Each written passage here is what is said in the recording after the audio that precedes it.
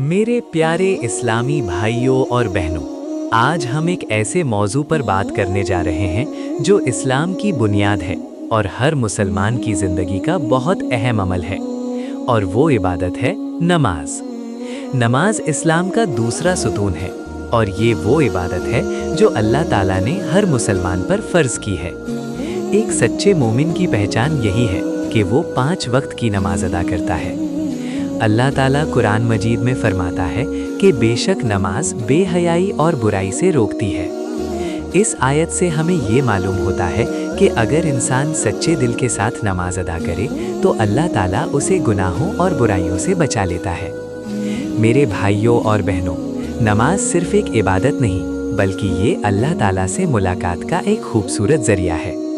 जब एक बंदा नमाज के लिए खड़ा होता है तो वो अपने रब के सामने खड़ा होता है और अपने दिल की बात अपने रब से करता है। हमारे प्यारे नबी मोहम्मद सल्लल्लाहु अलैहि वसल्लम ने फरमाया कि क़यामत के दिन सबसे पहले बंदे से नमाज के बारे में सवाल किया जाएगा। अगर उसकी नमाज दुरुस्त हुई तो उसके बाकी आमाल भी दुरुस्त हो जाएंगे, और अगर उसकी नमाज ख़राब हुई तो उसके बाकी आमाल भी ख़राब हो जाएंगे। सोचने की बात है कि अगर हमारी नमाज ही दुरुस्त ना हो तो क़यामत के दिन हमारा क्या हाल होगा। मेरे दोस्तों, आज के दौर में बहुत से लोग नमाज को मामूली समझते हैं। कुछ लोग कहते हैं अभी वक्त नहीं है, कुछ कहते हैं बाद में पढ़ लेंगे, और कुछ लोग तो नमाज को मुकम्मल छोड़ देते हैं। लेकिन हमें याद रखना चाहिए कि नमाज छोड़ना बहुत बड़ा नुकसान है। नबी करीम मोहम्मद सल्लल्लाहु अलैहि वसल्लम ने फरमाया कि बंदे और कुफ्र के दरमियान फ़र्क नमाज को छोड़ देना है। नमाज इंसान के दिल को सुकून देती है। जब इंसान परेशान होता है तो वो अल्लाह के सामने सजदा करता है और अपने रब से मदद मांगता है।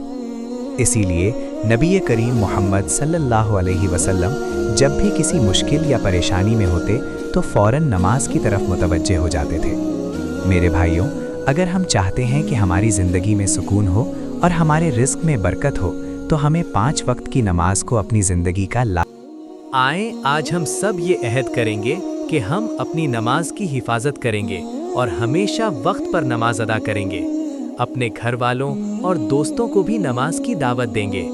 याद रखें, ये दुनिया चंद दिन की है।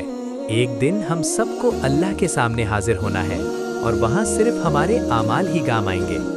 अल्लाह हमें नमाज की पाबंदी करने की तौफीक अता फरमाए, आमीन। अगर आपको ये वीडियो पसंद आई हो तो वीडियो को लाइक करें, चैनल को सब्सक्राइब करें और बेल आइकन ज़रूर दबाएं ताकि हर नई इस्लामी वीडियो आप तक पहुंच सके।